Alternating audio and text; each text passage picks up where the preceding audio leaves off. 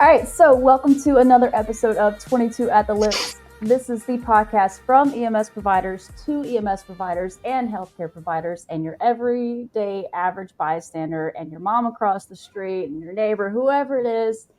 If it's your first day, thank you for joining us. If you have somehow been following along this journey, thank you for joining us. So I'm going to be really honest. Today's a huge deal. I have a list of podcasts that I follow, whether it's for educational purposes or just to have background noise, because who wants to hear your thoughts at 2:00 in the morning? But one of the podcasts that I follow that I actually intentionally listen to is EMS 2020. 20/20. And you guys, I'll let y'all kind of explain your title, because I don't know about y'all. I always have to explain my title when someone's like 22 at the lips. What does that mean? No, it's not an innuendo. But I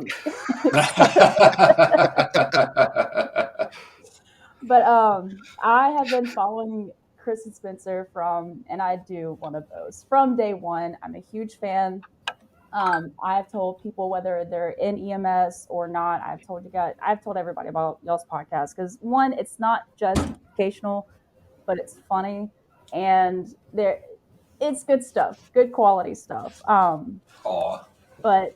it's okay. Yeah. It's okay. One guy on there is absolutely solid. It's that Chris guy, right, Spencer? Huh. That guy, yeah, he carries the show. He has to have a good chiropractor with the amount of weight that man carries on his back day in, day out. I mean, yeah, his name's really more Atlas. Honestly, that's what they call him around the office that we don't have. No, EMS 2020 came from a play on the phrase hindsight's 2020. And because that's what we do, is we get to sit in our comfy chairs and just backseat medic other people's calls. So for those of you that haven't checked out our podcast, it's EMS 20/20. And yeah, that's what we do, is people send us calls. But yeah, the biggest struggle with our name is that we launched in May of 2020.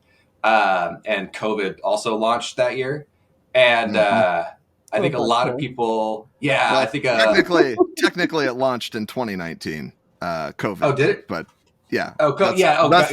That's COVID-19. But yeah, but like accuracy, not a big thing of Chris. It became trendy. Yeah, check a CVG, motherfucker, Spencer.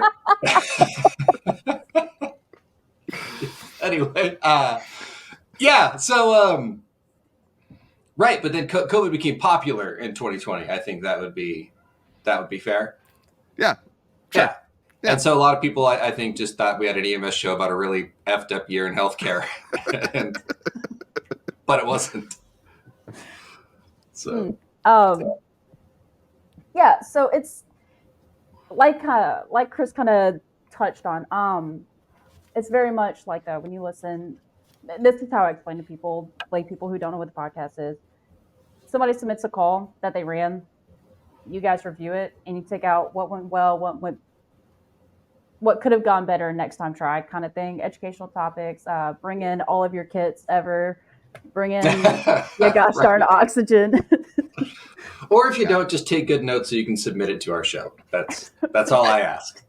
I think one of the things that we really bring that I don't know that other call review podcasts bring is we try and tell it from the perspective of the providers who bring the call, because that is, I think, more important than just the facts themselves, is understanding the thinking of the person at the time that the decision was made. And I think that puts you into the spot of like, okay, this is what that provider was thinking at the time. These are the pressures they were feeling. And that, I think, gives it a little more depth than just like, well, they came in and at 10:52, these were the vitals that they had. Yeah. I think the biggest thing is go. I think the biggest thing about it is it's applicable. I think there's a bridge in education, because you always hear that term, it's like, well, and people throw this out. It's like, well, I guess in the classroom you would do that, but in the real world, XYZ doesn't work. Yeah. And I think one, I think that gets used as a crutch for a lot of people just not doing stuff that they should do. But two, it is true to an extent. A lot of training has a hard time kind of, like, okay, where does the rubber meet the road? What actually happens? And we really get to explore that with our show. And we really get to explore, what actually goes wrong. Like, one thing, I've said it a few times on the show, but we very rarely get calls where someone gets on scene and like forgets ACLS. It's like, oh crap, is it CPR now? Like, it doesn't happen a whole lot. There's almost always some other kind of factor that gets into it. Like, you have a bizarre family member, or in our upcoming episode, someone that maybe isn't a family member, and we're not sure who the F they are. But anyway, little tease there, depending on when your episode here comes out. But yeah, or you'll have the person's in their room is a cubbyhole in the basement, and you have to get them out. And that's where things go wrong. And so when Spencer and I started this, we were actually camping at on some camp area. We had all the kids and everything there, and we're actually sitting at a picnic table having a beer. And I kind of floated the idea a little bit because he had been on medical stuff, but I didn't think he would be down for it. And then Spencer was immediately like, I'd be totally down for it. I'm like, yes. And then Spencer really took it and ran with it. And working with Spencer has been awesome. And so, yeah, I'm not that great, but it's been pretty good. But yeah, when we started it out, we were having a conversation about like, well, what's all the stuff that we wish we knew coming out of school that school didn't teach us? And that was kind of the basis for forming the podcast. And then I was thinking like we could do call reviews, and Spencer was really big on like, yeah, but call reviews, like, but let's really like make it from the perspective of the person giving the call. And he was really big into that. And so, that's kind of how the podcast formed. We're just trying to reach those areas of education that haven't been reached. So, or aren't routinely reached, I should say. Yeah. Right. And another thing that like I kind of advertise is that it's not just your Monday morning quarterbacking. It's not just like you talked about, like getting in the perspective of the provider, but also like, and y'all's recent episode, Put the Bunny Back, good one. Thank you. Thank you. Laying out like these situations that come up, like, okay, well, we're going to fly the patient. Oh, now we can't. Oh, wait, no, we still can't. And not just like, oh, well, that was a stupid move on that crew, but like also taking consideration of all the other events going on. It's like, oh yeah, I don't know what I would do. Or in one of my favorite ones, hey, you have a patient. Oh, also, they're coded, but also the other patient in the other room is coded. So what you gonna do about it? Like me, I sometimes go back and listen because I'm like, there are some calls that I'm not going to talk about because I do have to go back to shift on Monday and Mama's going to have a long week. But if it's just one, I'm like, I'm not overwhelmed, but I'm like, ooh, this is a lot. Let alone like, oh, let me go check on the other guy coding. Oh, it's been a minute 45. Let's, oh. Yeah. So,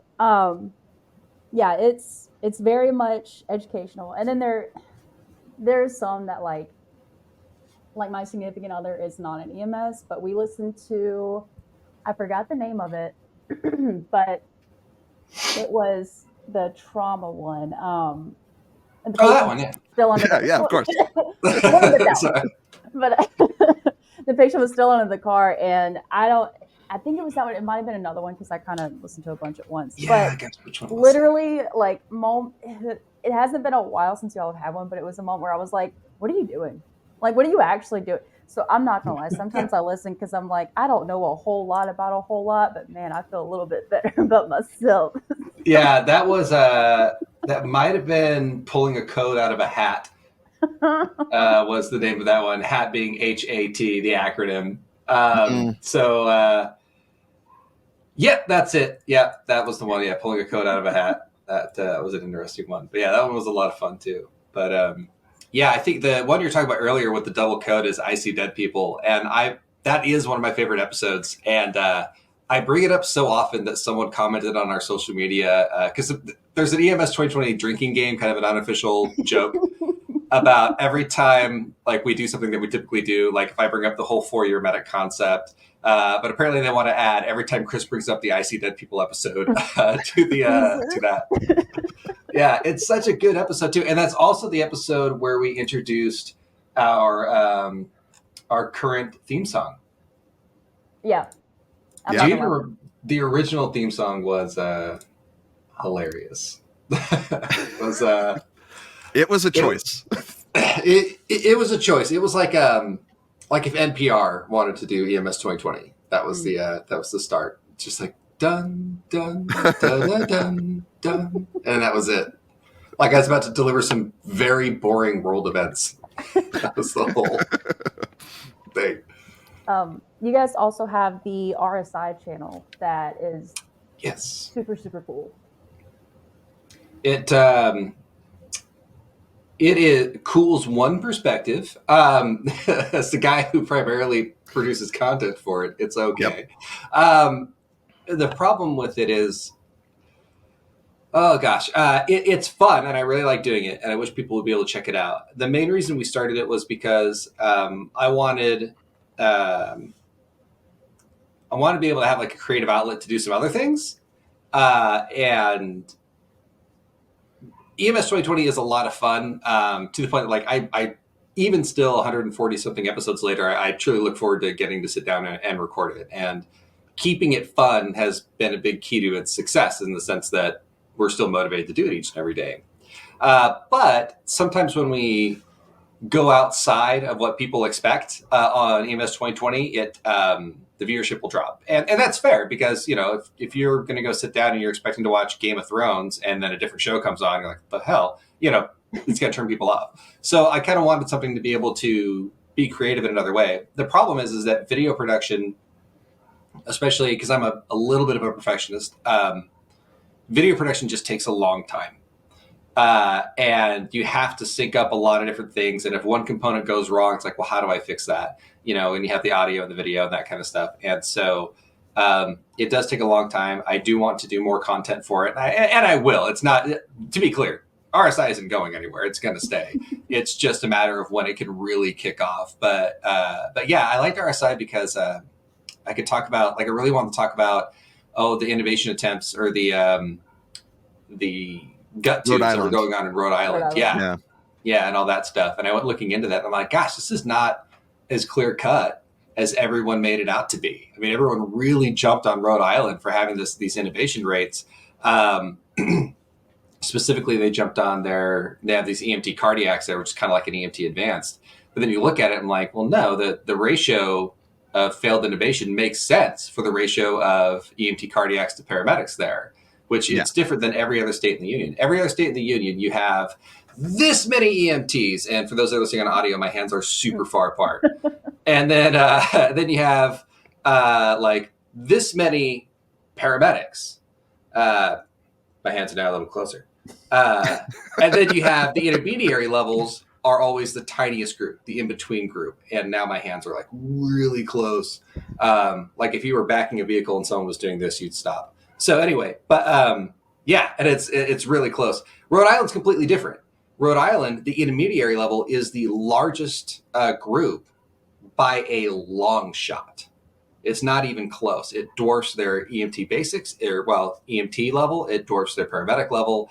And that's what's different about them. And so people were attributing these faulty intubations because, like, oh, these EMT cardiacs are terrible because they had these missed gut tubes. And here's the thing, there may be a problem there, and there probably is. But it has nothing to do with the certification, because if you look at it, they're actually underrepresented in terms of the amount of missed gut tubes. If you look at the actual ratio, they're probably doing better than other certification levels, just because there's so many in Rhode Island. But anyway, that's go check out the at Rapid Sequence Info, youtube.com/@RapidSequenceInfo. You can see Rhode Island Part 1 and Rhode Island Part 2 are on there.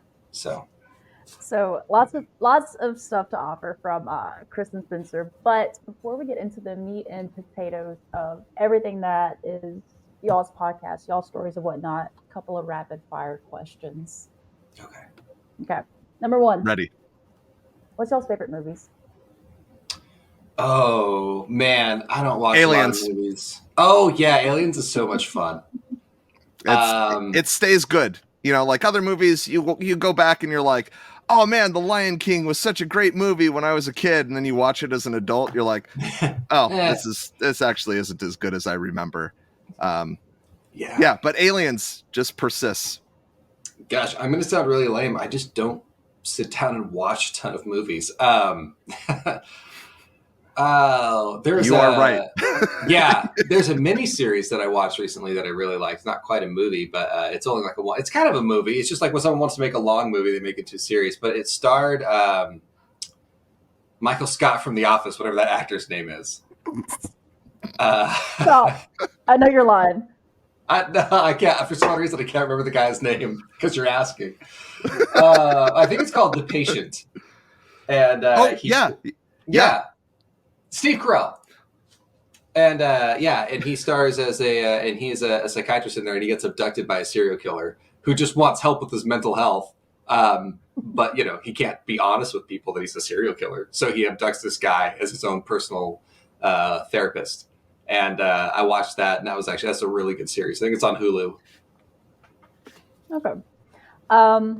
Favorite ice cream flavor, and when I say that, I'm not talking like one specific flavor. It can be whatever. If you want a flavor with specific toppings, like if you sit down and you're like, I want some ice cream, what is in your bowl? I got this one. It is very specific. It is, we're not going to be doing this anymore, so it's super sad, but it is the Tillamook ice cream. They have, during the Civil War, not like the real one, the football one, between the Oregon Ducks and the Oregon Beavers, they make it's a version of moose tracks, which and then they have duck tracks and beaver tracks, and they're slightly different. And it's the duck tracks one that I like the most. I could give two 7 years ago. Tillamook came out with exactly. Oh boy! So part of the Gettysburg Address they always leave out is when he starts talking about ice cream. But anyway, so that's that's my favorite ice cream. Would be Duck Tracks by Tillamook Ice Cream. I don't have a favorite movie, but that I have. Yeah, I don't have a favorite ice cream, but I appreciate an ice cream that is versatile in all walks, and that has to be vanilla ice cream because you can put it on everything. You're like, oh, I have cake, vanilla ice cream. I have pie, vanilla ice cream.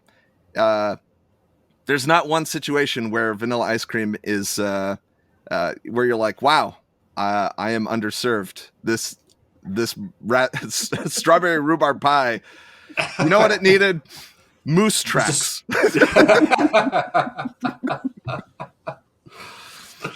But you could though, because I mean, it's essentially like it's vanilla ice cream with chocolate caramel swirled in with little chocolate candies in it. Yeah,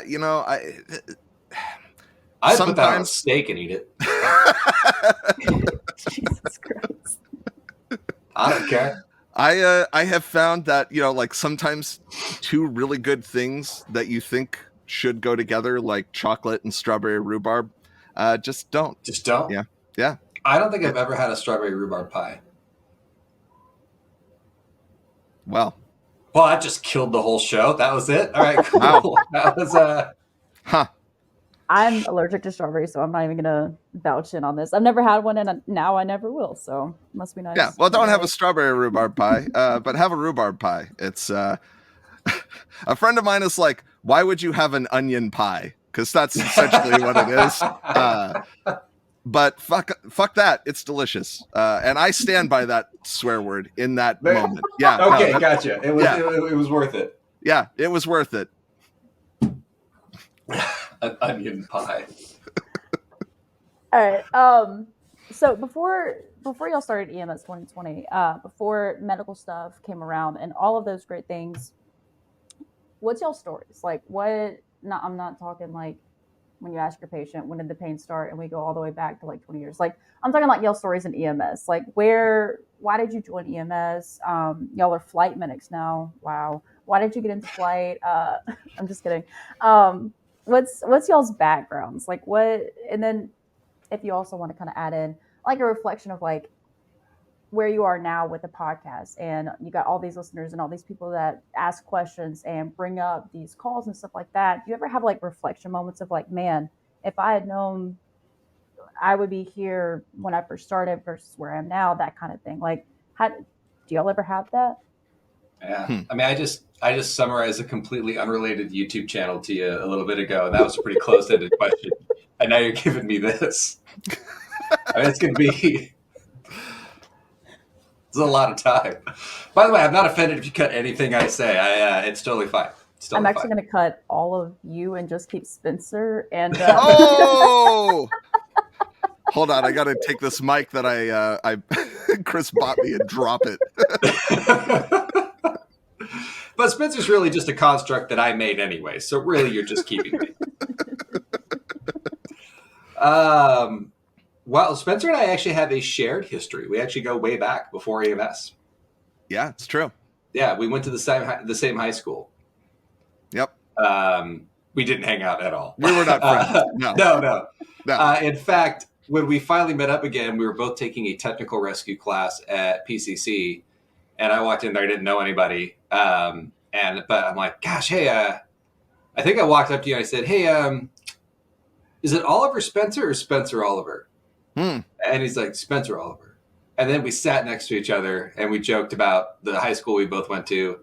And then at the time, Spencer was driving a Geo Metro. Yes. And it was funny. It was a shitty Geo Metro with a great stereo. And but it ended up getting a great stereo. But that day, you needed to take it back to some car place because something was wrong with the stereo. And we walk out to his car, and I don't know how this happened, but somehow he slams his finger really hard in the door. In the trunk. In the trunk, that's right. Yeah. It was a hatchback Geo. Really hard. Like his finger, like Alexis, his finger did not look good. It looked bad. But Spencer's super dedicated. Like I think a lot of people be like, oh, I got to go home, get this taken care of.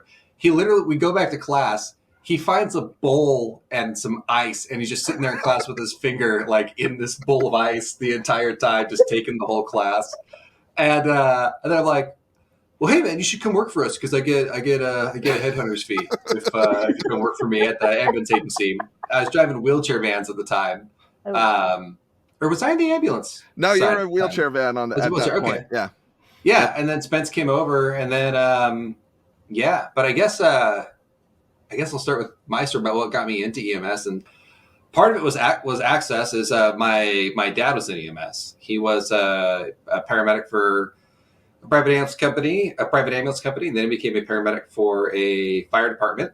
And I originally, just being slightly rebellious in my teen years, didn't want to do EMS at all at first. I'm like, no, I'm going to go into the tech field and all that stuff because that's really booming right now. And then I tried to do that, and I'm just like, I'm not that smart. I'm not. This is not.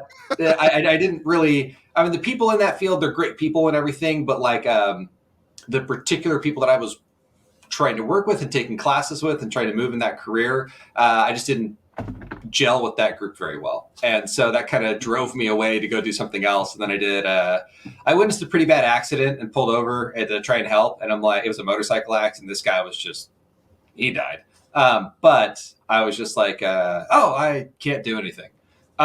So then I took like a CPR class and a first aid class. And my dad was like, why don't you come do a ride along? Then I did a ride along with the fire department. I'm like, all right, this is cool. I feel like I fit here. And that's kind of how I got into EMS. Yeah. Yeah, I don't know if I'm trying to limit myself. I want to give Spencer an opportunity to like tell his EMS story. I'm like, all right, we'll stagger it like a checkerboard because otherwise I'll just go forever. Well, 7 years ago. Right. No, I moved back into the States in October of '99, and I went to what I described as like a prison of a middle school, and from there went to what was like an open concept high school, and I learned that I did not like school. It bored me, and I was told that I had to go to college. Zero vanilla ice cream. No, I was going to classes, and I just went. I was just like, oh God, at some point I'm going to have to go to college, and I don't know what I'm going to do, and I can write papers. I don't like to. I can do math. I don't like to. Like, there's a lot of things I just was like, yeah, I could do this, but none of this is at all interesting to me. And so one day I was going to skip school, but then there was a bus that was going to a place called the Skill Center, where high school students who don't really like high school can go and learn occupational skills. And so instead of skipping and not having an excuse, I was like, yeah, I'm going to get on this bus and go see where this goes. And so I went there, and there was like different courses that you could take. There was one where you could go into like hotel management. There was a police one that I was interested in, because they're like, yeah, we tase you at some point. And I was like, well, that sounds cool. Like, yeah, like I've never been tased. Pick the outfit when he gets tased. Like, all right, that's weird, man, but cool.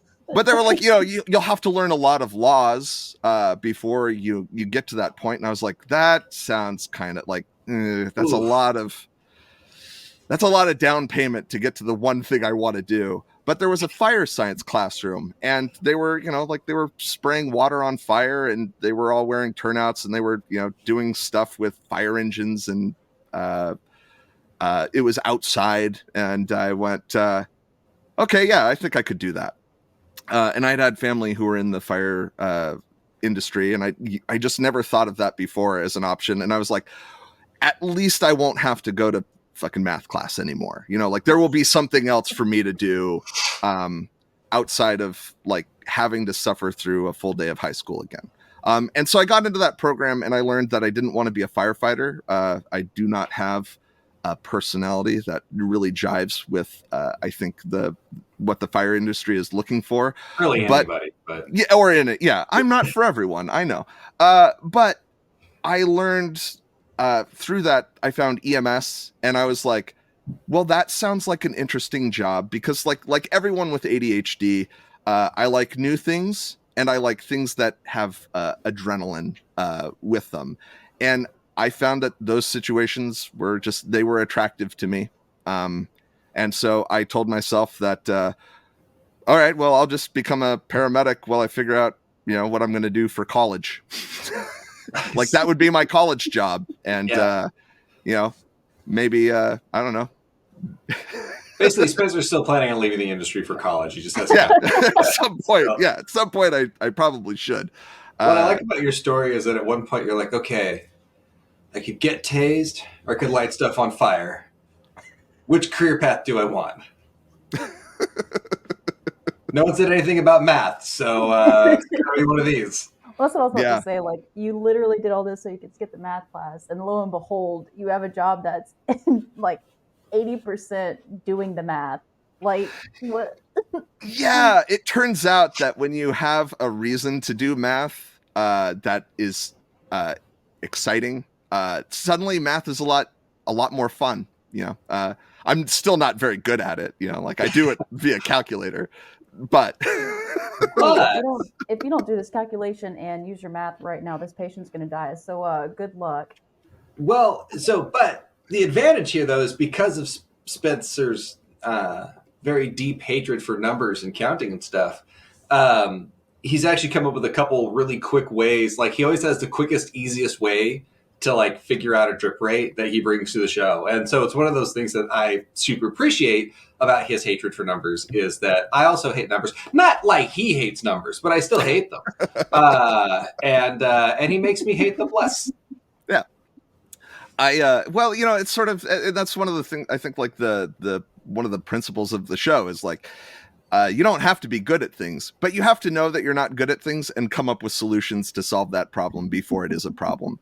So like, I hate converting milligrams to milliliters. I know how to now, but there was a time where, like, if someone was like, all right, you have 2 milligrams of Versed and you need to give 0.3 milligram, 2 milliliters with 10 milligrams, and you have to give 0.3 milligrams to this patient. What do you do? And I just go, I'd give this to someone else. Because give it to the guy that has the clipboard with the built-in calculator on top. Yeah. but I realized like, oh, there's a really easy formula for this, and so I just wrote it down so that I never had to think about it again. Or like with our at our current occupation, I made a conversion sheet for RSI for all the drugs that we could potentially give with weights preset in there, so that if the time comes and it's 3 a.m. and someone's like, all right, hey, I need you to, give this patient 200 milligrams of ketamine, and 150 milligrams of suck or whatever, it's like, I don't have to think about it. I just go, okay, these are the numbers and this is the amount that I give, because I already did the math beforehand, so I don't have to do it in the moment. Fair. Yeah. No, I feel that. So like I feel both y'all stories, because Chris, like my dad was a police officer for 20 something years, might have been 30, I lost count. A hot minute.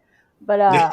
I grew up with like, I don't want to do the first responder things. I don't want to do that. And then I actually went to college, Spencer. So Oh, nice flex. Yeah, good. I don't do anything with my English degree now. Haha. But that's what you get for an English degree, Alexis. But I went from high school English teacher No, you pay your to student loans. That's what you do with it. Yeah, there you go. No. You get in debt and you have student loans. I don't know if you pay them with that degree. It's a I'm sorry. Sorry. Yep. But so I went from high school English teacher to, wow, I just quit. I have no clue what I'm doing. I didn't plan for this. I literally just quit one day. It's not my highlight of my life, but whatever. Yeah. So I was like, I'm going to be a lawyer for whatever reason. So it literally was like day 2 of training at this law firm, where I'm eating lunch with the lady that's training me, and we're on like the 3rd floor. And I look out the window and I'm like, man, I have signed up for a 9 to 5 office job every day. And I look at her, I'm like, you think it would hurt if we fell out the window? She's like, are you okay? I was like, I don't think this is for me. Not if you go ahead for. Why am I saying that? We're not giving anybody ideas. But yeah. no, so I get that though. Like it's just very much, and that's what people ask me. They're like, how do you prepare for a shift? I'm like, caffeine. I'm really into in this moment, so I blare that on the way to work, and I just understand that I don't know what I'm going to expect, and I feel that. Here's a question for you, because I think this is relatable to most people who stick around EMS. Because like there's people who are like, I think this would be an interesting job, and then they get there and they're like, it would be, except all the people I work with are weird. When you started working in EMS, how did you was it one of those moments where you're like, oh, I have found my people? What So when I joined EMS, I went through the EMT class and I was like, I'm going to be an ER tech, and then I'm going to be a nurse. And I have nothing but respect for nurses, but yeah, no. It was my first ride down on the ambulance that I'm like, yeah, this is it. Like, this is what I want to do. But I definitely was not ready for the clientele. Like my dad told me before, he's like, people that are first responders, like they're kind of crass and they're kind of this and that and the other, whatever. So at first I was just very standoffish because I'm like, y'all are weird. Y'all say a lot of bad words. I can't believe you would joke about that. And then maybe a couple months later, I'm like, yeah, these are my people. I feel more at home with some of my coworkers than like. Yeah, I'm gonna leave it at that. I do love my family members. And then I've slowly noticed that like the longer I'm in this job, I think the worse my ADHD gets, or the more I'm recognizing it. Because now, like, me and my partner are on shift, and we actually had another crew member tell us, like, y'all are the most entertaining crew of, like, the most entertaining unit. And we're like, yeah, we are. LOL. So I feel like I've kind of like become that person that everyone's like, ooh, she's weird.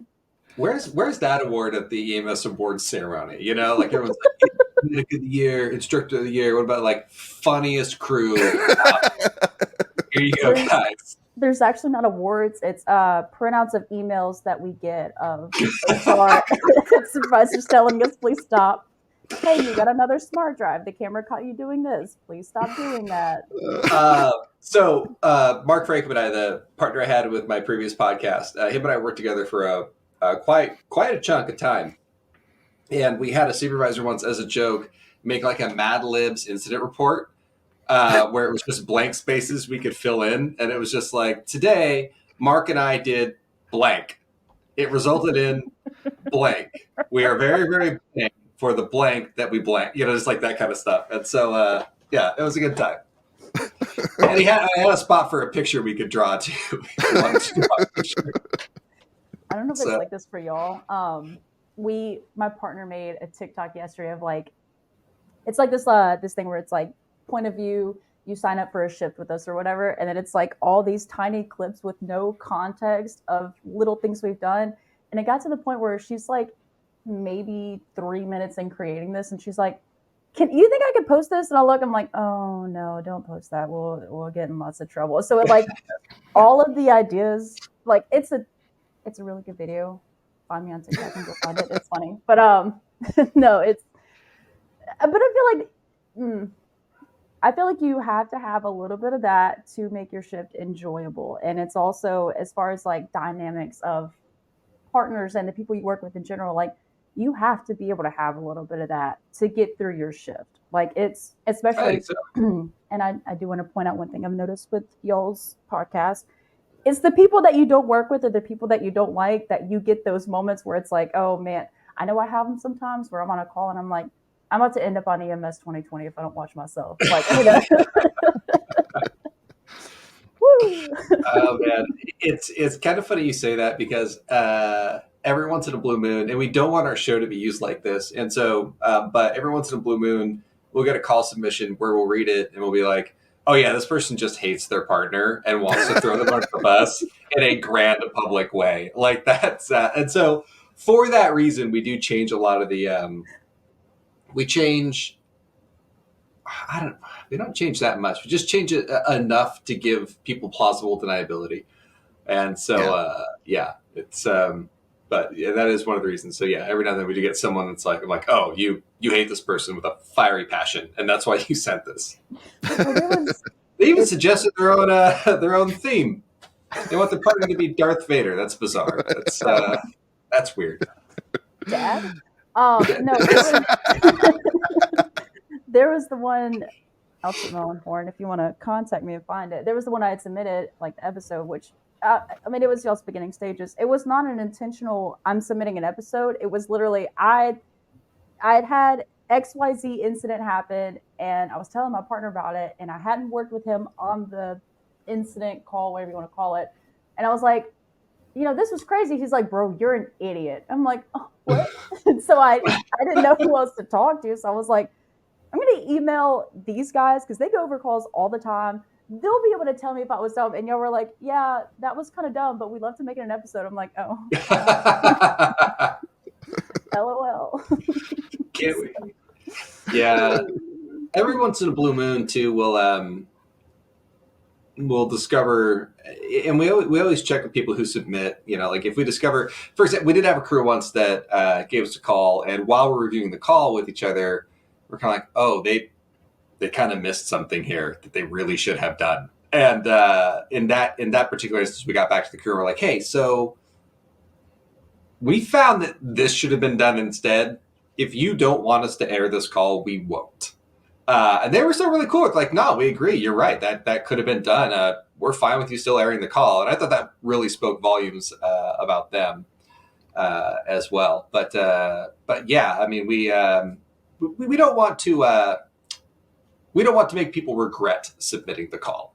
Yeah. So we try and we're always honest with our feedback. But if it's something where it's like, hey, so sometimes we make mistakes, and sometimes a better word than mistake is liability for what happened, and we want you to be aware. So yeah, and sometimes the own host of the podcast don't check your blood sugar when it was very obvious from the get-go. Or sugar pressures. Or it's I think that's one of the things that I do I appreciate about the program, and is that it would be impossible for me to do this show if I had to be perfect every time, because like if we were like, oh fuck, dude, we forgot this, we got to re-record this, and I think it sets the audience up for failure in a way too, because like like there are a lot of really good podcasts with a lot of phenomenal paramedics who could out paramedic me any day of the week, like. But one of the things that makes it hard is, and I think it's it's sort of just like a function of my brain, where it goes like, well, of course they're going to be good at this because they're perfect, Right. like, and so getting to make mistakes on the podcast is like as dumb as they are, because I've missed sugar like a few times where for whatever reason it just does not pop into my brain. Well, the best part is we had a double header episode with 2 diabetic patients, and you missed sugar both times in one episode. That was. I don't remember that exact thing, but I remember missing it a few times. Or maybe you missed it in 2 different episodes that were close together. I think I missed them in 2 episodes that were close together. All right. Yeah. But it takes the pressure off me. And I think like if I were listening to a person who was like, oh man, totally messed that up, but still like, like there was other content that was redeemable, then I'd be like, okay, cool. Like this person also makes mistakes. Like I also make mistakes. How relatable. Right. Well, and I think that's I think there's a lot of value in watching people recover from mistakes than there is in listening to someone run a call perfectly. And a lot of times too, things don't fall squarely into right or wrong. In fact, the episode we recorded yesterday, without giving too much away from it, it's an altered LOC patient. And at the start, and actually throughout, I disagreed with what the paramedics on scene thought it was. And I disagreed with some of their decisions. That said, one of the things that we made sure we pointed out in the episode is that their decisions that they made and their diagnosis and what they thought was going on wasn't crazy at all. It was just different than what I thought. They just had different reasons. And so I think that's another thing I really do like about the show too, is it just kind of shows that different experiences as a paramedic are going to lead you to different things. And one of the things that Spencer had brought up during the episode was that, well, hey, these symptoms look really similar to what I've seen in these kinds of patients in the past. And that has so much weight in how we do things. And so how one paramedic sees a patient is completely different from another, from how someone else might see a patient. And so I love that we get to talk about that, because we get to talk about how much past influences can really influence decisions sometimes in the wrong direction, and how there's a human here. And when you back out and you Monday morning quarterback it like we do, it's really easy to be like, oh, well, this is where you went wrong, and that kind of stuff, because I'm not you. I wasn't there. And I don't have the same influences and biases that you have, which, by the way, we all have different influences and biases when we walk in on scene. But yeah, that's just kind of one of the cool parts about doing the show, is to get to see those different perspectives. And that's another reason I'm a huge fan of, just like y'all are talking about. It's not like I'm going to turn it on and expect like these perfect providers and these people that, I mean, in the EMS community I look up to, but I know like they probably haven't made a mistake in 5 years. And to be quite honest, if they do, they're not going to admit it. But, y'all are, I mean, like you said earlier, you're relatable, but it's also like, there's moments throughout episodes that one of y'all will be like, oh, wait, I didn't think about that. Oh, wait. Oh, yeah. And I love it, because sometimes I'm like, oh, I didn't think about it either. But I'm just listening, so I'm like, haha, now I know. I have a leg up. Yeah. Well, good. That's exactly why we made the podcast. So, like, to hear that. Yeah. I think that's kind of the biggest compliment, right, Spence? It's like when people are like, oh, hey, man, like your podcast really helped me, for the field, or really prepared me for these things, that kind of stuff. Because, like, as cheesy as it sounds, that is why we got into it. Yeah. So that, and obviously the fame and money. So. Yeah. Still waiting on all of that. But on all of that, how's that going?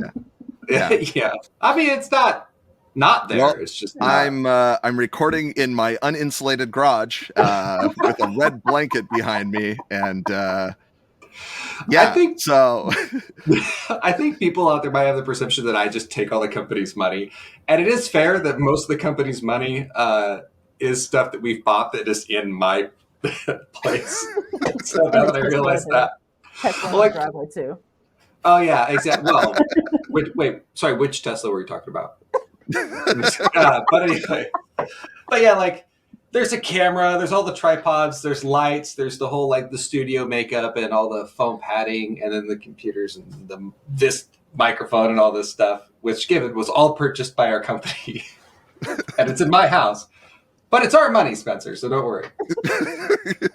I'm just borrowing it. Yeah, you can borrow the Tesla whenever you want. So, okay. I know used to whenever you would submit a call, it was email. Y'all now have like a whole form, and I went and I checked it out. I submitted one, but y'all haven't mirrored it, so whatever. No, I'm totally. I know y'all probably get that all the time. I'm totally joking, but you do have like different categories for your calls, and then you have I think it's like other or like not listed, something like that. Do y'all? It's go complicated. Is that the field name? Yeah. Yeah. Is there like, do y'all have a specific pattern you look for? Like you're like, oh, we did cardiac this week, and then we're gonna do this week, and whatever. Or is there a specific category that you really want? Because I know, like in the day-to-day job on the ground, not your flight, but on the ground, it's like, I'll be like, oh, gosh, golly, there's a trauma. I hate trauma. But if we have a respiratory, I'm like, let me cozy up real quick. I'm so excited.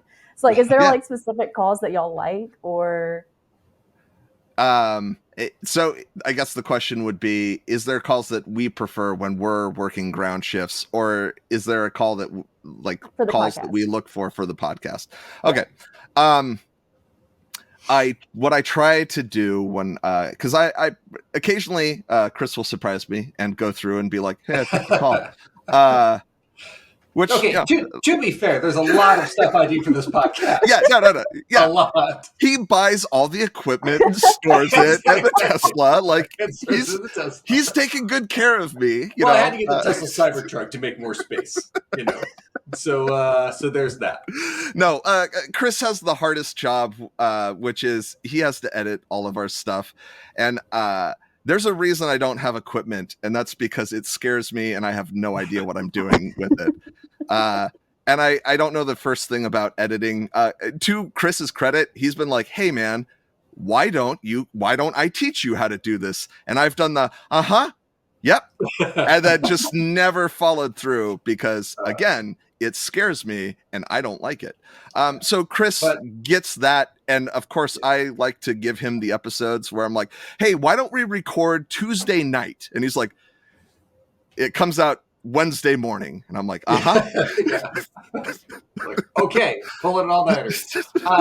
But to answer your question, there is actually the one we look for. There's actually a secret code that if you put in the body of your form will automatically get it aired. And you can figure out that code by visiting our sponsors and using our coupon codes.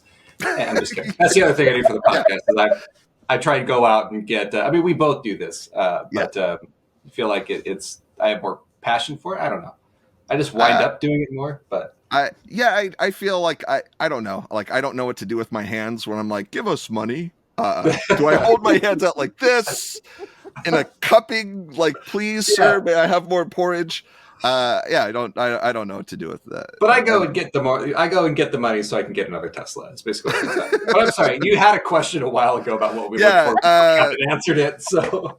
No, so what I try and do is I try not to do like I try not to do like, hey, I know we've done 8 cardiacs in a row. Here's number 9. I try and keep it varied. I try not to hit like it. There's always sort of, as I'm reading through the calls, I find like I'm like, oh, here's things that I think will probably be the main lesson points or like big pullaways or like, oh yeah, here's how this is another call with confirmation bias, once again, kind of skewing the providers, and leading them astray. I try and find things that aren't necessarily like the same learning points. And so like as I'm looking through calls, I just try and, make sure that I'm not hitting the same ones, over and over again, in a row. That's essentially it. I worked through the backlog of 418 submitted calls, and I'm currently looking at calls literally a year ago submitted today. Which, by the way, it's not necessarily first come, first serve. So don't It's think true. you're going to be 4 years behind on calls, or a year behind, or it's going to be a year before your call gets submitted. It's like, I retired from EMS 70. This is going to be the whole. Oh man. So y'all have done many episodes, and they're all great. And like you talked about earlier, you set out with an intentional goal whenever you started the podcast, besides just like because I can and I want to, but just like the general idea of like bringing insight, and especially for anyone that's not an EMS, when you have these calls that like at the end of it either like it went well, because y'all had a couple of those that like they actually have gone really well. There was one episode on literally somebody got a refusal. I'm like, yeah, good job. Yeah. Chris was so surprised. I was because I'm sitting there the entire time. I'm like, well, there's no way this just ends in a refusal. It's on this show, an appropriate refusal. And I kept waiting. I'm like, are they going to get called back and find the guy's head fell off? Like something like that. It's just it never happened. But yeah, it was a surprise. He had a samurai sword in him the whole time. There's an octopus attached to his face, and your partner's glued the arrow back. I was just saying, that reminds me of that the Fire Department Chronicle guy. Why would he do that? That's not the point. What are you gonna do? It's like you arrive to a house and you find that there are 37 cars parked in the driveway. The patient has some lab values that are off. And they need to go to the hospital. What you gonna do? It's like, oh, we're just gonna get him to the hospital. All right, cool. You're done. That's it. So there are episodes that are good and have good endings, and things that, even though like things happen during the episode and you guys talk about it, like overall, like great work, pat on the back. However, we all have those calls that like you're on it, and at the end you're gonna have that moment where you're sitting either in the front of the cab because dispatches ask you to hurry up and drop off, go to the next call, whatever. But there's always when you're like, can you consent? So you have those moments where it's like, man, like I have to sit back and think, and you guys open the door for that for me, myself, and I, and everybody else to be like, oh wow, I don't know what I would do in that moment, but I'm prepared now in case my patient is in this situation, and they're sandwiches with spiders in it. But we'll throw in. But I like it. Yeah, the correct answer is just burn the place down and walk away. Yeah. There's an episode for anyone that hasn't listened to the show called Peanut Butter Spider Sandwich. And the name just stuck. I will spoil one thing. There are no sandwiches at any point in the entire episode. But yeah, if you're sitting there and you're like, if you're trying to, diet or something and you want to lose your appetite, just go listen to Peanut Butter Spider Sandwich. It's actually been a while since we've had a good gross one, Spencer, like that. Okay, I'm on it. Yeah, there we go. Let's get back into that. Yeah, I haven't retched during an episode in a while. It's been a lot of fun.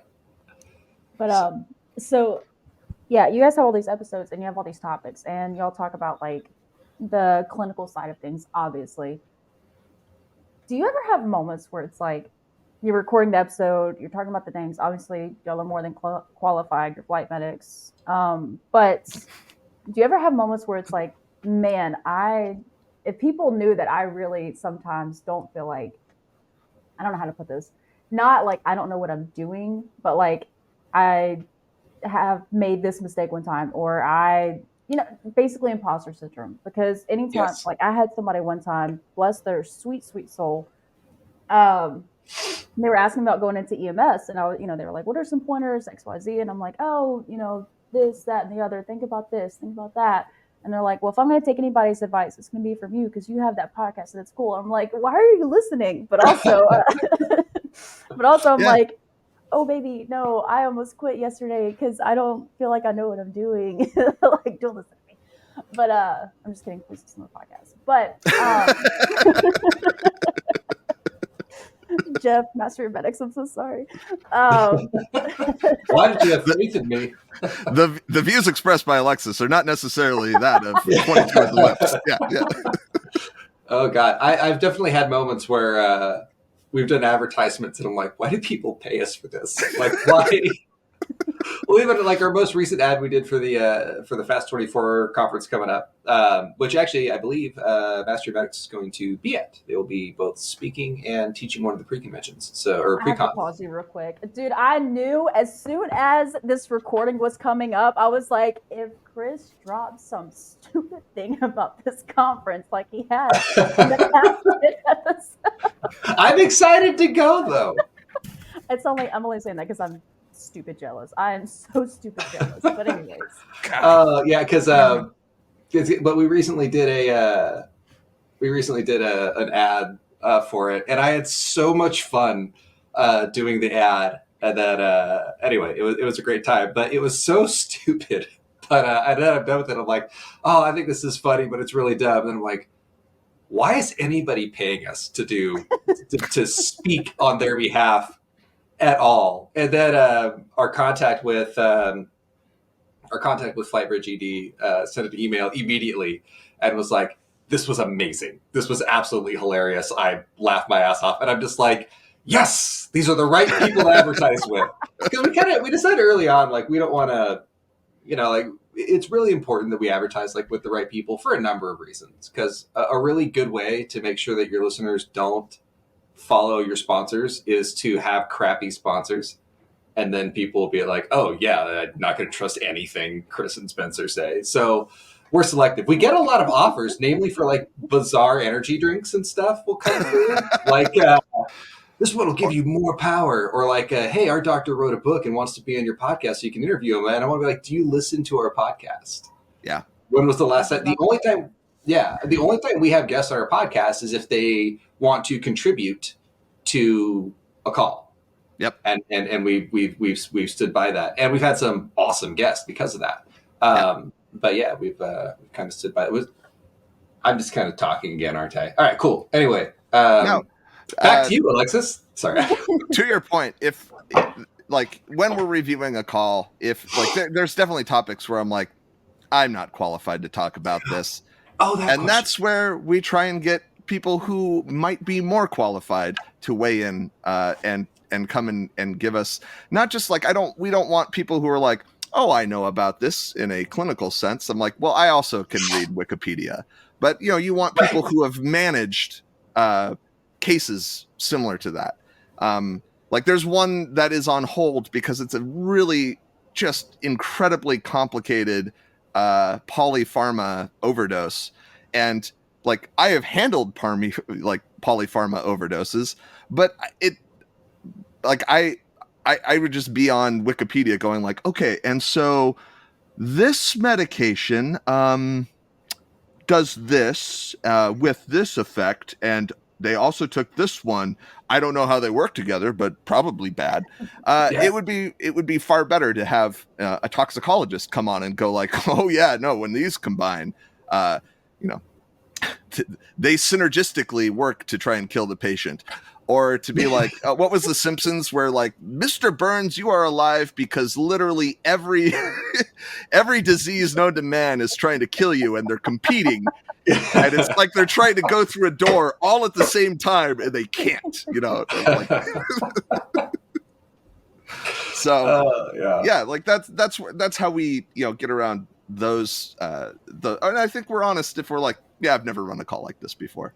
I think that that's important too. So for me, kind of my imposter syndrome moment wasn't necessarily just in the podcast. It was actually going from ground to flight. And I hadn't been a new guy for 15, 16 years because I had a lot of experience with my previous agency. And I got in there, and flight it's a different job. I'm very used to like, all right, this is a really serious call. I'm going to take a bunch of firefighters with me. I'm going to have a team. Everyone in my area knew me. And so, which goes a long ways when people know who you are. And everyone knew me. And if I was in the PIC position, there was kind of a baseline level of trust, or if I had someone else in the PIC position. I knew them and I had, and I trusted them. And there was that. To go to a new agency, not only did I go to a new agency, my base was located in an area that was not the area I had worked in. So I went from knowing everybody to knowing precisely 0 people. And if you have a really bad call on flight, which I don't want to say every call on flight's a really bad call because it's not. But, well, okay, how about this? On ground, I distinctly remember one time picking up a guy who admitted that he said he had chest pain, so we would get there faster because he had gotten drunk in the back of his car and peed himself and wanted to get cleaned up at the ER. Mm-hmm. I've never landed a helicopter for that, ever. So that doesn't happen. But generally speaking, the majority of your calls are going to have people that need something done. You really don't just do blase transports. And so there's going to be something you're either watching out for or something you're actively doing. And you have you and your partner, and that's it. You can sometimes take riders, but if it's going to put it over the weight limit, the answer is no. If it's going to be unsafe, the answer is no. In fact, the times I've taken riders on flights is super minimal. And so here I am. I've got a whole bunch more meds. I've got IV pumps that now I deal with on a daily basis as opposed to just on a transfer every once in a blue moon. I have to suddenly really know the ventilator and how big of an impact ventilation and proper vent settings can have on your patient, from their blood pressure, to their ventilation status. And it was all coming at me all at once, and I felt like a fish out of water. And I remember one time I sat down with the guy who was training me, a nurse, and I said, yeah, I don't think I'm doing very good. He goes, oh, you didn't feel like that for like 5 years. I'm like, oh. All right. And he goes, you're doing fine. Yeah. And so I remember the first call where I finally felt like, okay, because I'm sitting there thinking, I'm like, this guy must think I'm a moron. He must be sitting there being like, oh, he came in with 15 years and he is absolutely brain dead, which is how I felt. And then finally we had a call where we landed, it's a small ER, and they have a patient who's actively coding and they need to get the patient out. But we land and they're coding, and the doctor's like, hey guys, just wait a second. I don't think we're going to fly after all. I don't think we're going to make it. I'm like, okay, cool. And then like, hey, we got pulses back. I'm like, oh, great. So oh, that's stuck out. Anyway, no, that's so relatable though. Yeah. Yeah, right. Yeah. That's real life, man. And so I go back in there and they're running this code. And in my internal opinion, it's not going great. It could be run better. And so I look over at my partner and I say, hey, at what point can we take over? And he's like, hey, man, we're here. Like, it's our ball game. And I'm like, all right, cool. And so I go up to the doctor. I'm like, hey, do you mind if we run this according to our protocols just because we have to do the transfer and hand off? And he's like, oh, no, not a problem. And then he leaves. He's just gone and just gives this coding patient over to us. And I'm like, all right, well, he's gone. And then I got to kind of reorganize things. I got to run the code. There were some paramedics also in that ER room along with RNs. Oxygenation was a problem. We fixed the oxygenation, so she stopped coding, and it went really good. And I was feeling like I was on top of the world. We were going to do an amiodarone infusion because she was in the pulseless V-tax. We were going to do amiodarone 150 over 10 minutes in a little bit as we were taking flight. Everything was set. And then we get airborne. We start flying. Patients, it's hard to call a recently coded patient stable, but they were stable. And then my partner looks at me and says, he goes, hey, man, good job. I felt fantastic. And then we went for a fist bump, and then we fist bumped. And at the moment our knuckles contacted, the look at me alarm starts going off on the monitor. And I look up, and the patient's sats are now plummeting, and the patient codes again and then dies. But up until that point, well, the patient had a massive pulmonary embolism, and that broke free right as we were like landing. And right as you fist bumped. Yeah, right as we fist bumped. Yeah, probably because I picked up her arm and made it like a 3-way fist bump. Just but, yeah. Anyway, so you know what killed her? Pride. That was it. So yeah, but to answer your question, like, do I ever have imposter syndrome? Absolutely. I feel like it's inevitable. Like, I hate to like group it in this job, but there are days when I don't want to do this job. One, right now I'm slowly emerging from it, but like I'm in this burnout phase right now. So right now it's very much like I just want to be home. I don't want to go to work. I don't want to do these calls, whatever. But another big part of that is also like just we understand that this is not an easy job. And I even tell, like, if I ever have new EMT students or um, when I help teach at a school and stuff like that, I'm like, hey, look, like, even if you are an EMT, even if it is just that basic call, even if it is, I work in private EMS, so even if it's a transfer, you never know. You never know what could happen. So at any given moment, and I even say, like, the moment you put your uniform on in the morning or before you leave the house or whatever, people's lives are in your hands. Like, that's terrifying. So I, even like you guys, full circle, talk about your 4-year medic. Like, when you lose that understanding of like, hey, this is actually a really important job, and whatever, when you lose that, like, you lose that what's the vibe I'm going for? Like, just compassion. Perspective. Yes. Good word. But you also, with that, you gain the understanding of like, oh no, I am just a human being, and I I forget a lot of things. I don't remember what I got on my 5th birthday party, let alone like, I don't know why your blood pressure's tanking. Yeah, no, I think that's relatable to, because like I think we put everyone in EMS kind of on a pedestal when we're not in EMS and we want to get into EMS. We look at the paramedics and we're like, I can't wait till I know everything like that person. And then you go to your paramedic program and you're like, I feel like I walked out of here with less than what I thought I was going to come in with. Like, I thought they were going to hand me a chip that I was going to upload it and, like, know how to deal with all these things. Like the Matrix. Yeah, and then you're like, I need to know how to handle cardiac arrest, VFib, and then someone's like, got it, and you're like, all right, I know how to fly this helicopter now. Like, oh, wrong upload. Sorry. ACLS. There it is. All right.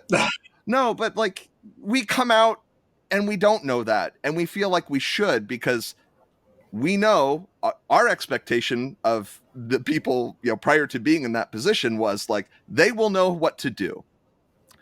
And that never actually is the thing, but the problem is that we still have to go out there and respond. And so we feel like phonies, because like, I don't know what I'm doing half the time, but everyone else is pretty sure that I should know what I'm doing. And it's a really lonely, scary place until you find people who are like, oh yeah, half the time I don't fucking know what I'm doing either. That's number 3, by the way. I'm counting. Well, dude, there was and so in a way, it's like, it's a good thing I didn't speak for him at the start when I was just like, I'll stop dropping F-bombs. I'm covered. I've got myself and Chris covered. No, EMS is sort of like a roller coaster ride. Like, it's really exciting, and then you're going up the clicker parts, or you're getting up to the top, and you're like, cool, this is going to get really fun really soon. And then you go over it, and you're like, oh God, I wasn't ready. And then you get down and you start going around like some of the turns and twists, and you're like, all right, I think I'm starting to figure this out. And then someone throws a loop-de-loop in there, and you're like, no, I don't want on this anymore. I want to go home. But you can't, because you have 11 hours left in your shift. Oh man, one thing that I want to praise the EMS agency that Spencer and I both collectively worked at, not our current flight agency, but our previous grad agency, is they did have a difficult call policy, to where if you ran a call that made you feel like that, like I can't go on with the day, you can make the choice to stop your day at any moment, and you'd be paid from that point to the end of your scheduled shift, and you could just go home, and you would still be paid, because the thought is that we will make a lot of bad decisions for money. We really will. And so, which back to the whole sponsorship thing. Yeah. It is hard. Like when that guy's like, "Hey, you want these weird energy drinks?" And it's like, of course not. But how much? Just in case, you know. But anyway, so yeah. But we make a lot of bad decisions because of money, and that was one of the things that agency did really, really well. Was they had that policy where it's like, "Hey, you can make something that's purely a decision for your mental health, and you'll still get paid." And what was remarkable is that I think a lot of agencies would be like, "Oh, that's going to get abused." It just never got abused. We had just a handful of like a very small. This was a very large company, I should point out as well, and we had a very small group of people that used it more often than not. But they used it because they needed to, and so then the two that I can think of off the top of my head, they ended up doing. We have an employee assistance program like a lot of agencies do. They ended up going through our EAP and getting more professional help for what was going on, and then they didn't need to use the policy anymore. So by having that policy where it's okay to have a bad call and then it's okay to go home and continue to get paid, not only does it let people do what's best for them long term, it also makes people less afraid to say they need help. Yeah. And it makes people less afraid to go get the help. And it also highlights for the company who might need help. And the rewards, it's hard. A lot of agencies won't do that because the return on that investment, because it is an investment financially, the return on that investment isn't immediate. It's something that will take years to see. And you only really see it by comparing yourself to companies that don't do that. But there is a valuable and tangible return on investment for having policies like that where you take care of your employees. So yes, I think it can also go a long way to avoid burnout as well. Yeah. We have that where I work. It's typically used for our 24-hour trucks. It's called downtime, where like if you've been run through the ground, like you typically are, you get like a certain amount of hours to like actually like go to sleep. Like you're not interrupted. Dispatch is told like you're pulled out of service. And nice. I've used something like that. I mean, I don't work a 24-hour truck. I'll never go back to 24s. The company I work at is my last stop in EMS before I move on. But I've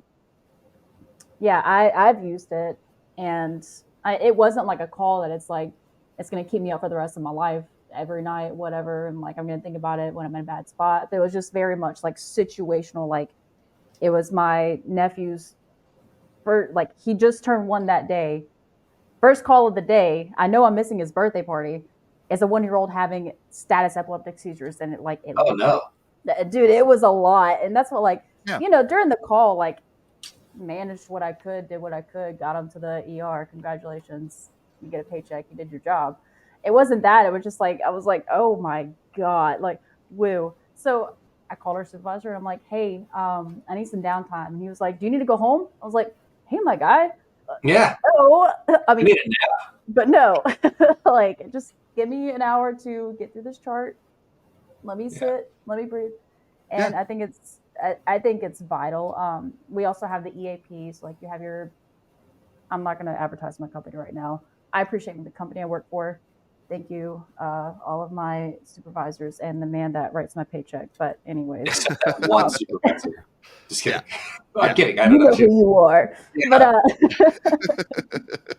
expect an email from me Monday. But that is one thing. Send me another picture of my smart drive and suspend me for a day. You'll see. But that didn't happen to me. So anybody that's thinking about joining EMS or somebody already in EMS and falls under the 4-year medic category, what is some advice you would like to pass on, if any at all? Yeah, I think I would start with head over to flightbridgeed.com/fast24 Fast Report Conference in Wilmington, North Carolina, June 10th through the 20th. Oh gosh, that's a hard question because there's so much. I think the biggest one is that the exposure on my screen just blew up. Sorry, I'm talking nerd talk. No, I'm sorry, I'm blinded by your paleness. Right? It's hard. It's fine. No, I think the biggest thing is that we often feel like, oh, it has to be us. We have to be the ones who know everything. We have to be the ones who call the shots. And, like there's a lot of, I think, pressure that we put on ourselves as providers, especially if you're like, oh, I am the paramedic on the car, and I need to have all the answers. You don't have to. You can ask your partners. I've surprised myself a few times where I'm like, God, I don't know what's going on. And I've just, well, I guess I'll just ask the other people here, hey guys, any ideas? And they all collectively go, oh shit, yeah, I don't know either. And it's really freeing in some fashion, because then you guys like, okay, none of us know what to do here. How should we proceed? And then you have a teamwork where you have ideas that are being generated. So I think that is the biggest thing to kind of help defeat the 4-year medic, shortcut things, the like, oh God, what do I do? I'm all alone on this island and I have to know everything, but I can't let other people know that I don't know. Is just, let other people know you don't know what to do, or that you're like, hey, and maybe don't say it like that, like, oh God, guys, I don't know what to do, but go like, here's what I'm thinking. Anyone else have other ideas? Am I missing something? And using the team, because like a lot of the problems that we identify are they're just inherent problems into the way that humans think. Confirmation bias. That is, I have seen this before and it was this, and now I'm going to look for evidence that supports that conclusion. That's just how your brain operates, because your brain wants to find the solution. It doesn't go, I've seen this before, now let me run it against everything else that would counter that belief to see if it's not that belief, because that is a terribly inefficient way to work. But when you add more people to the problem, when you add more brains into it and invite them to participate, so that they're not like, well, I think my paramedic's wrong here, but I don't want to say anything because I'm an EMT. Then you're mitigating that problem. You're mitigating a problem that every human inherently has in them, because that's just how our brains are designed. And that is how you save yourself from making those mistakes. Oftentimes, unless both of you are like, yep, this is 100% the wrong thing. But you know what? Like, at least you're not alone. You both can go, we learned something today. And you can write that IR together. Yeah. Fill out those spaces. And that's going to, like, that is another thing, is like, you are going to be wrong. You are going to make mistakes. You are, like, to this day, there will be a call that I go on in the future where I go, nah, I don't need that kit. And I'll walk in there without it because I know better this time, and then I'll find out I'm wrong. Right. Like there's just you're going to make mistakes. You're going to make mistakes, and it's going to be okay. You just have to be able to learn from those mistakes, and to, if you're not good at math, make a drug sheet. Know yourself.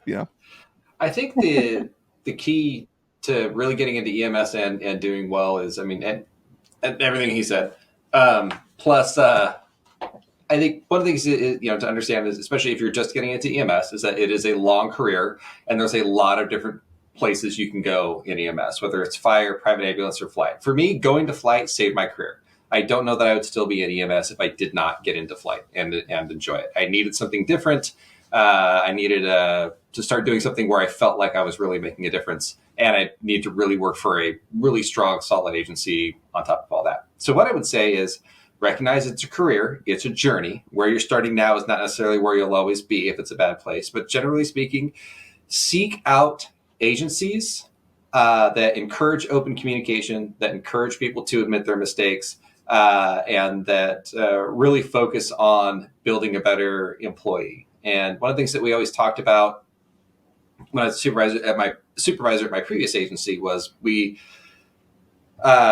before I left, I make it seem like I was the reason that we did good stuff. That's not what I mean. But before I left, we were really, really into just culture and high reliability organization stuff.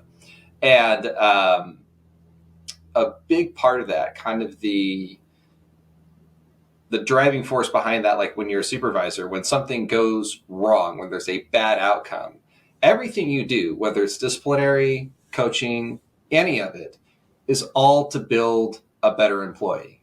So if you're going to discipline somebody, you're disciplining them in a way that's going to improve them as a paramedic. It's never a show of force. It's never a respect my authority kind of thing. We don't get people in trouble just to let them know they did bad. Most of the time, they know they've done wrong. They know what has gone wrong. Your goal is to build them up and support them as an employee. And so seek out agencies that practice the high reliability organization stuff, that practice just cultures, that make it okay to make mistakes and be internally reflective. And so a lot of companies like that are agencies that have really strong self-reporting policies. Like, hey, if you make a mistake, self-report. Self-report is the best thing you can possibly do.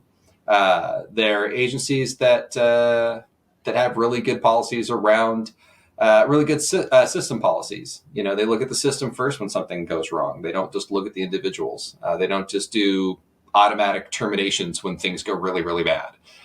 Those are the kind of agencies you want to watch out for. So if you're just coming into EMS, where you work can make a huge difference. Yeah. So. I want to add in, make sure that you know how to have a poker face. I've learned very quickly I don't know how to have a poker face. And so my partner, I've gotten better, but there's still things that I can't hide. And she'll be like, fix your face. Yeah. What Just wear a mask. Literally, that's what saved me initially. And then I got super lax. And it wasn't until I had this patient that, like, we rolled up on a scene and it was a car wreck. And we get to the patient, and I go, oh, God. Like, isn't that bad? I'm like, everything's fine. Haha. Totally good. Yeah. My default, which I need to fix, is now like I just get like a tight smile and I start humming when I get really nervous.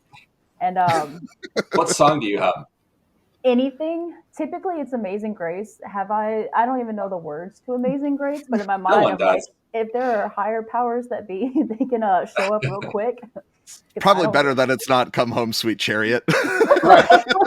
Or Come Forth Sweet Chariot. Whatever. Yeah. I hum Happy Birthday, so I don't know if that's, you know. No, I do want to highlight something else that y'all said was just like with the imposter syndrome and stuff like that. Talking to your partner and asking your partner questions.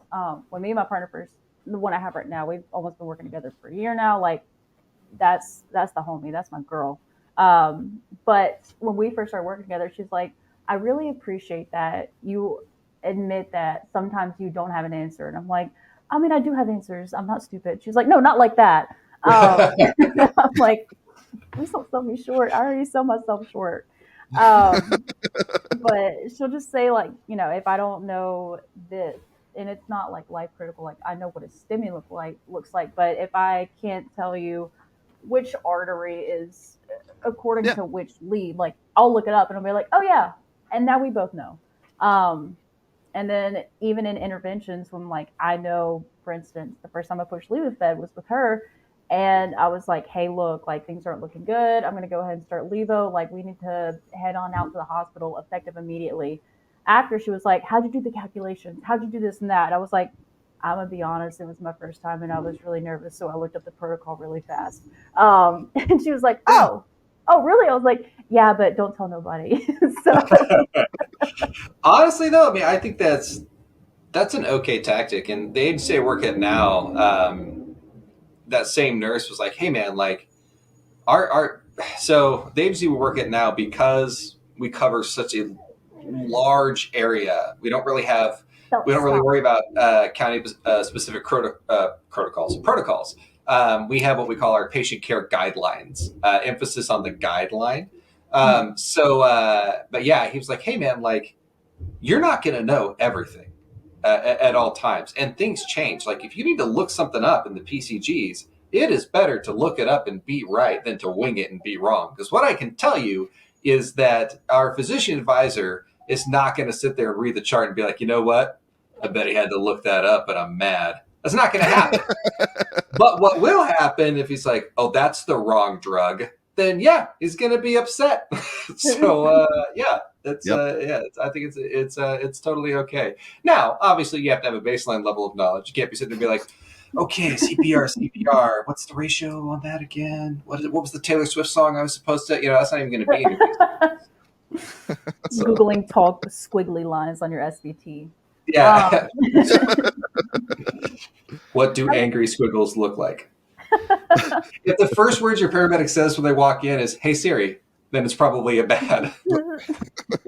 Is good for and bad for you. Yeah. No, that's all I got. I appreciate you guys so much. One, for your podcast, obviously, but also just in general, like, We don't do a lot of interviews. I mean, it's been 4 years and we've done I think this is the third. It is maybe the fourth interview. It's the third. It's definitely the third. And we don't do them a whole lot. And so, but your podcast, I mean, like I said, like Master Your Medics has taken notice. They've been working with you. We've listened to your podcast and you got a good show that's really worth being proud of. So we're just as happy to be here as I think you are happy to have us. So thanks for having us on. I appreciate it. And like I was saying before my dog interrupted, your guys' podcast, stellar, but also just y'all, like, as providers and with your wisdom and, like, just, I know it's overkill at this point, but, like, relatability and just, like, it's not like these two guys that sit in an office and, they spat off all this information because they've done this for years, but it's, people that actually want to improve the field and providers. And it's not something that's huge in the field, but especially on a higher level like y'all have, on a higher audience ground. So, well, thank you so much. I appreciate y'all. And if you don't know EMS 2020 because you live under a rock or you haven't had a conversation with me, go check them out. They have some really good stuff. If you want to hit me up and find out the one that I submitted, holler at you, girl. It's a fun one. I remember it very well. I do too. So yeah, and if that's all y'all got, that's all I got. And as I end every single episode, so it's that. The 22 at the Lips podcast is designed to support, not replace, the relationship that exists between a practitioner and his or her medical director. The views and opinions expressed in this podcast are those of the host, guest, and not necessarily of Master Your Medics. The information provided during this podcast is intended for educational and informational purposes only. It is not a substitute for your approved protocols.